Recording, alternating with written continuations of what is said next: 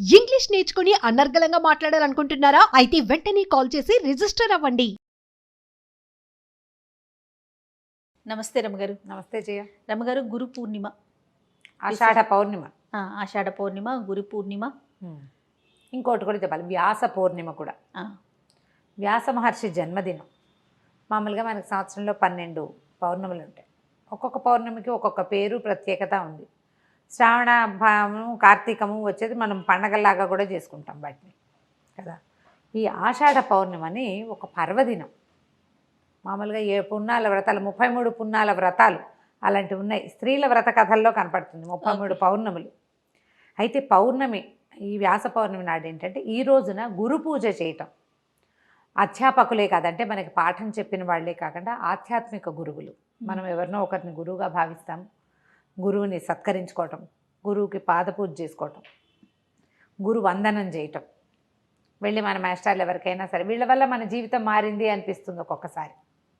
వీళ్ళు చెప్పడం వల్లే. అందులో అప్పుడప్పుడు మన అమ్మ నాన్న, మన వదిన వాళ్ళు కూడా ఉంటారు, మన బంధువులు కూడా ఉండొచ్చు, కుటుంబ సభ్యులు కూడా అయి ఉండొచ్చు. వాళ్ళు చెప్పిన ఒక థియరీ వల్ల, లేదా ఒక సలహా వల్ల, ఒక మంచి మాట వల్ల, వాళ్ళు ఇచ్చిన మోరల్ సపోర్ట్ వల్ల మనం జీవితంలో ముందుకెళ్తే వాళ్ళని మనం మా గురువుగా భావించవచ్చు.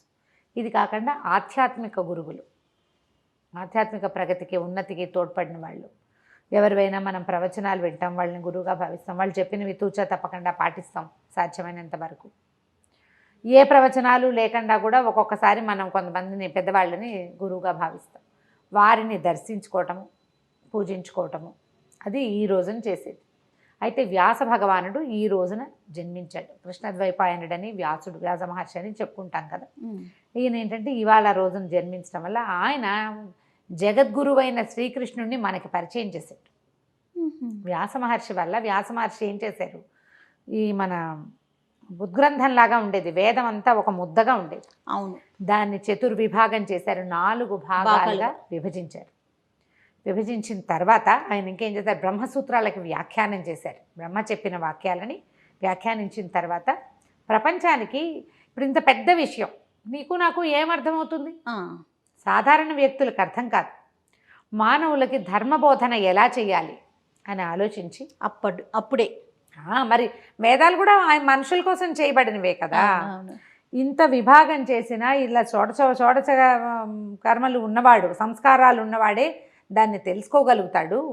వాడు కూడా తెలుసుకోలేడు, చాలా గురువు వాడి చేత్తో పుచ్చుకుని ఉండాలి. గురువుని పాదాలు పట్టుకుని వదిలిపెట్టకుండా ఉండేవాడు తప్పిస్తే సాధారణ మానవుడికి ఆ విషయం తెలీదు. సాధారణ మానవుడికి ఈ విషయం అర్థం కాదు. వాళ్ళకి అర్థమయ్యేలా చెప్పడం కోసం ఏం చేశారు, ఒక ఉద్గ్రంథాన్ని రాయాలనుకున్నారు. ఆయన రాయాలనుకున్నది ఎట్లా రాయాలి, ఏం చేయాలి అంత కథ సంకల్పించుకున్నారు. ఆ సంకల్పించుకున్న కథే భారతం. భారతంలో ఉన్నది అన్ని చోట్ల ఉంది, భారతంలో లేనిది ఎక్కడా లేదు. అంటే ఏంటి రమగారు, అంటే ప్రపంచంలో ఎక్కడా ఇదేంటి కొత్తగా ఉందంటే ఆ కొత్త కాదు, అది అవన్నీ భారతంలో ఉన్నవే. మనం ఇప్పుడు చూసే ప్రతిదీ భారతంలో నుంచే వచ్చింది, ప్రతిదీ.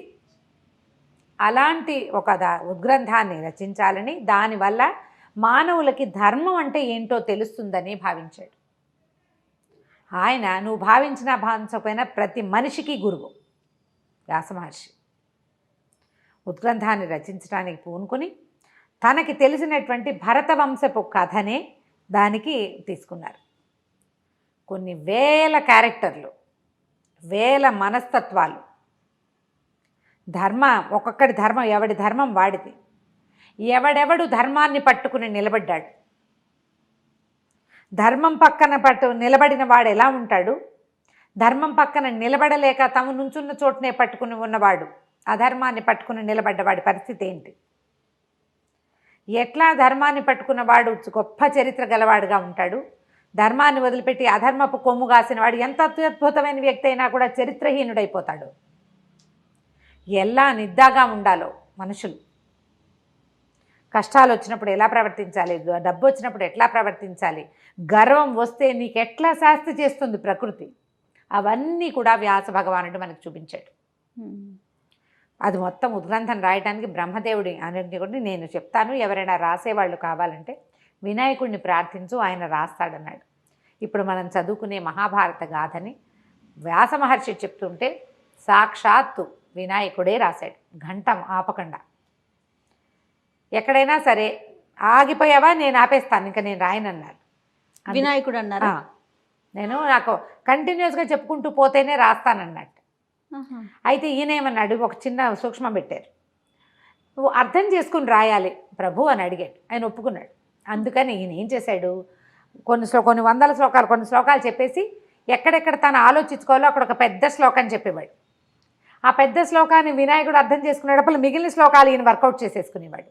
గ్రంథు అంటారు దాన్ని, గ్రంథులు అంటారు. గ్రంథాల్లో వచ్చేటువంటి గ్రంథి ముడి. 1,00,000 శ్లోకాలున్న మహాభారతంలో 8,800 గ్రంథులు ఉన్నాయి. వినాయకుడే మొత్తం రాశాడు. ఆ దానిని మనకు అందించిన వాడు వ్యాస భగవానుడు.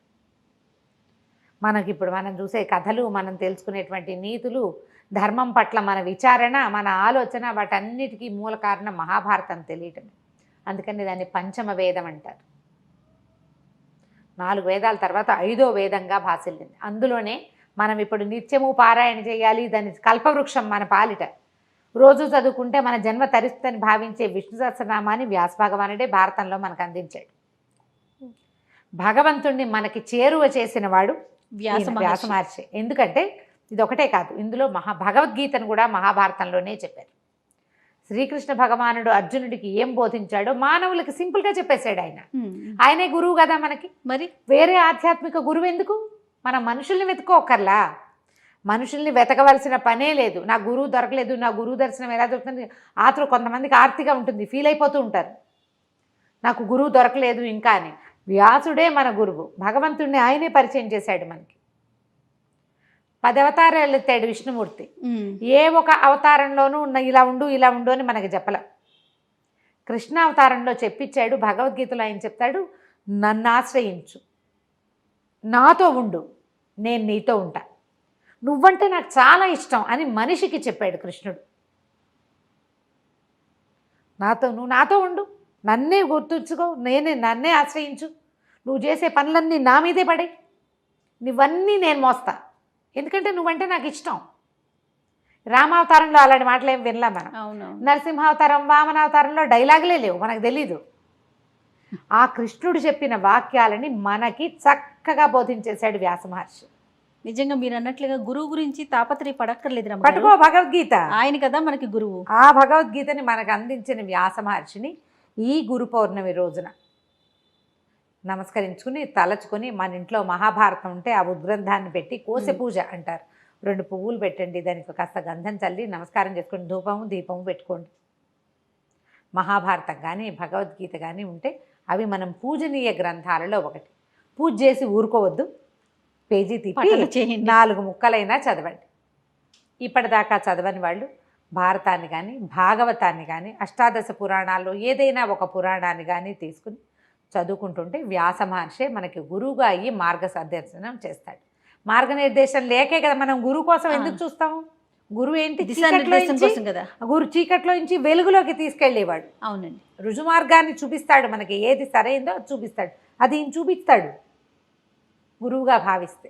తప్పకుండా నా యొక్క ఆధ్యాత్మిక గురువు ఈయనే వ్యాస మహర్షి. అంతే, ఇంకా ఆయన్నే పట్టుకోవటం అంతే. ఆయన పట్టుకుని ఆయన చెప్పిన ప్రకారం వెళ్ళు, రోజును విష్ణు సహస్రనామం పారాయణ చేసుకో, ఆటోమేటిక్గా నీకు దారి దొరుకుతుంది. ఎవడో ఇంకొకటి వేల్పుచూ తీసుకెళ్తాడు. తప్పకుండా ఆ రోజుకి ఎవరో ఒకళ్ళు వస్తారు. అట్లా కనుక ప్రయత్నం చేసుకుని ఈ గురు పౌర్ణమి రోజు మామూలుగా పౌర్ణమి నియమాలు ఏంటంటే పగలు ఉపవాసం ఉండి రాత్రి చుక్కలు చూశాక భోజనం చేస్తారు.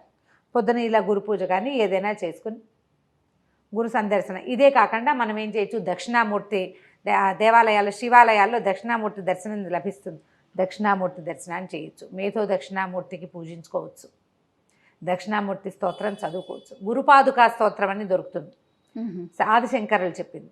గురుపాదుకా స్తోత్రం చదువుకోవచ్చు, పిల్లలతో కూడా చదివించవచ్చు. మంచిది. దక్షిణామూర్తి శ్లోకం ఒక్క శ్లోకం లేదా హయగ్రీవ స్తుతి ఒక్క శ్లోకాన్ని, జ్ఞానానందమయం దేవం నిర్మల స్ఫటికాకృతి ఆధారం సర్వ విద్యానం హయగ్రీవం ఉపాస్మహే, ఇంత చిన్న శ్లోకాన్నైనా పిల్లలకి చెప్పించండి. ఈ గురు పౌర్ణమి రోజున గురు పూజ నిర్వహించుకుంటే బాగుంటుంది. లేకపోతే వ్యాస మహర్షిని పూజించుకుని తలుచుకోవటం, పగలు ఉపవాసం ఉండి సాయంకాలం చుక్కలు చూశాక భోజనం చేయొచ్చు.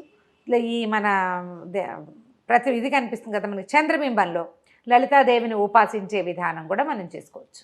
ఈ లలిత అర్చన చేయటం అని ఇదివరకు మనం చెప్పాం. ప్రతి పౌర్ణమికి మనం చంద్రబింబంలో అమ్మవారిని భావించి సహస్రనామం చదువుకోవడం, లలితా సహస్రం చదువుకోవటం, పాయసం చేసి కొంచెం వెండి గిన్నెలో పాలు అన్నం మనం పరమాన్నం చేసుకుంటాం కదా, చిన్న వెండి పాత్రలో అయినా పెట్టి చంద్రుడి ముందు పెట్టి ప్రసాదం తీసుకుంటే చిత్తానికి సంబంధించిన మనసుకు సంబంధించిన సమస్యలు ఉంటే అవన్నీ తొలగిపోతే మానసిక ప్రశాంతత లభిస్తుంది.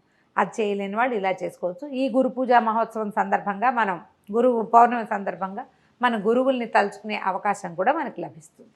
తప్పకుండా. నమస్తే. నమస్తే.